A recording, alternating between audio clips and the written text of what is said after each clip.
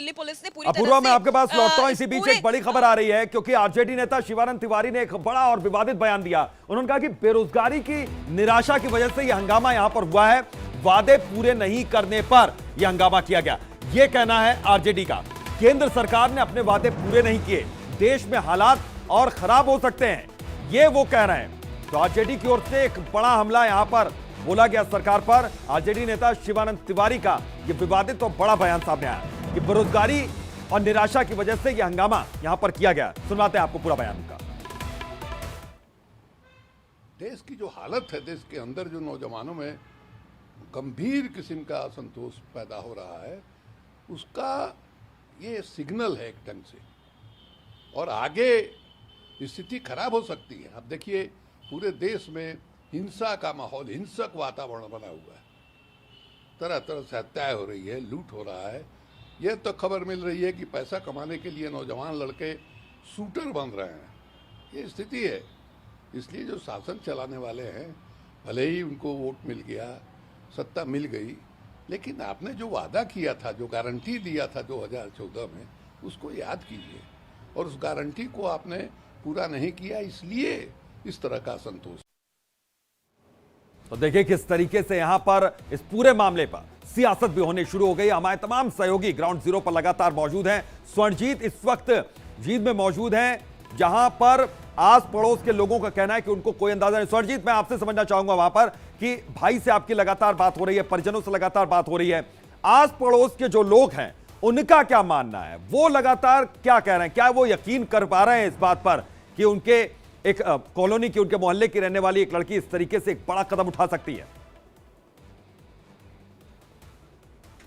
देखिए अभितोष, बिल्कुल आस पड़ोस और गांव वालों का यही कहना है कि नीलम जो है वो बहुत पढ़ी लिखी और बहुत इंटेलिजेंट लड़की है गांव की, और उन्हें विश्वास नहीं हो पा रहा। नीलम की माताजी हमारे साथ यहां पर हैं। माताजी, नीलम जब सोमवार को आई थी, किसी तरह की आपसे बात हुई थी? ना जी, कोई बात नहीं हुई। तो और जिस प्रकार से उसकी शिक्षा है, पढ़ाई है, क्या कहना चाहेंगी आप?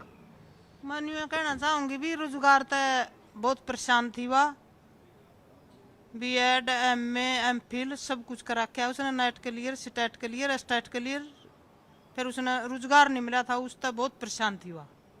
और इस तरह की कभी बात करती थी कि हम जिस प्रकार से उसको रोजगार नहीं मिल रहा था, और कि ऐसे जाकर के हमने प्रदर्शन करना है? मैंने ना कोई बात नहीं चली है। किसान आंदोलन में उसने बढ़ चढ़ कर भाग लिया था, उस समय में आप क्या बात बोलती थी किसान आंदोलन में जब गई थी?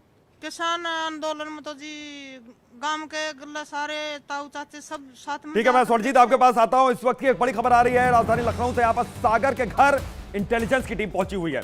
एक बड़ी जानकारी, सागर के घर पर इंटेलिजेंस की टीम पहुंची हुई है। हमारे सहयोगी तुषार लगातार वहां पर मौजूद हैं। तुषार, क्या जानकारी मिल रही, क्या है ताजा अपडेट इस पूरे मामले में?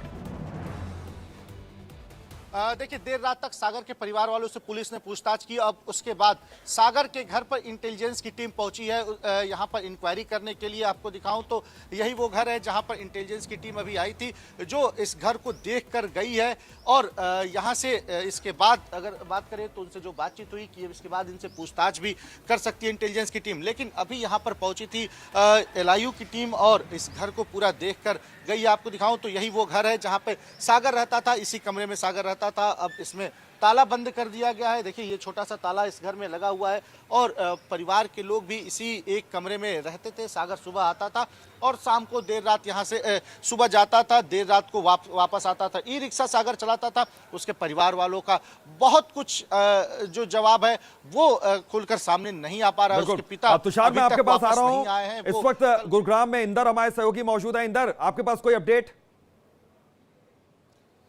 बिल्कुल, देखिए इस वक्त मैं विक्की के घर के बाहर हूं और पड़ोसी एक मेरे साथ इस वक्त जुड़ रहे हैं जिनका नाम रमेश है। इनसे हम सीधे तौर पर बात करेंगे। आप यहां रहते हैं, कितनी दूरी पर आपका घर है और विक्की से कैसी बातचीत थी, कैसा व्यक्ति था? मेरा घर यहाँ से अंदाजा क्या करते 20-22 मीटर दूरी पे बिल्कुल सामने पड़ता है। मेरा मकान नंबर 101 है। मैं 1990 से इसको देख रहा हूँ। ये छोटा बच्चा था जब यहाँ पे आया था, 11-12 साल का होगा, जब इसकी मम्मी इसकी दादी लेके आई थी इसको। यहीं रहता था ये। आज तक मैंने इसके बारे में कुछ नहीं सुना। देखो जी, आपके मन में क्या है, मेरे मन में क्या है, किसी को नहीं पता। आपके घर में क्या हो रहा है, मेरे घर में हो रहा है, हमको पता है। चलो मैं तो क्या कहते मेरा मकान तो 20 मीटर दूर है, जो उनके पड़ोसी को नहीं पता।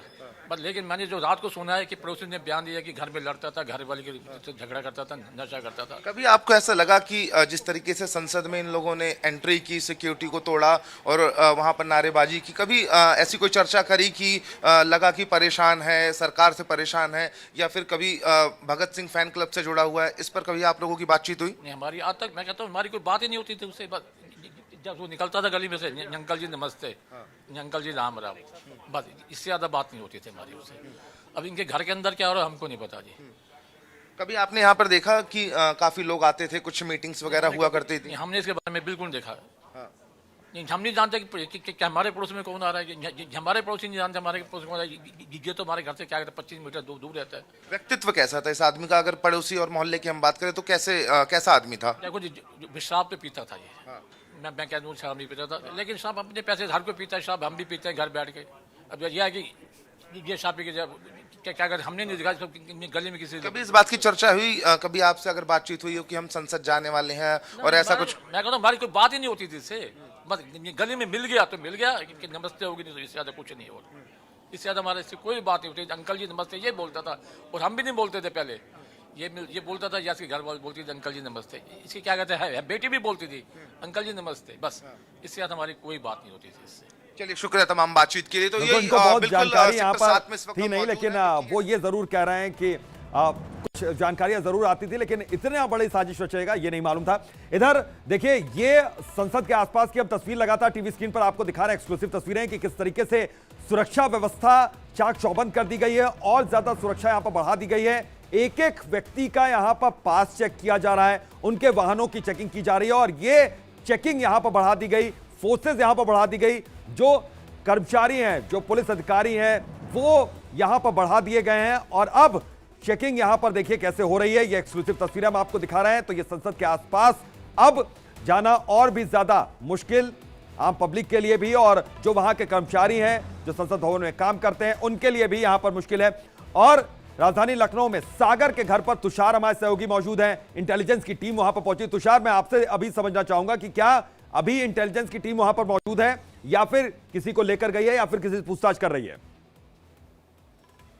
बिल्कुल, देखिए इंटेलिजेंस की टीम अभी इस वक्त मौजूद है, उसके घर को देख रही है चारों तरफ से।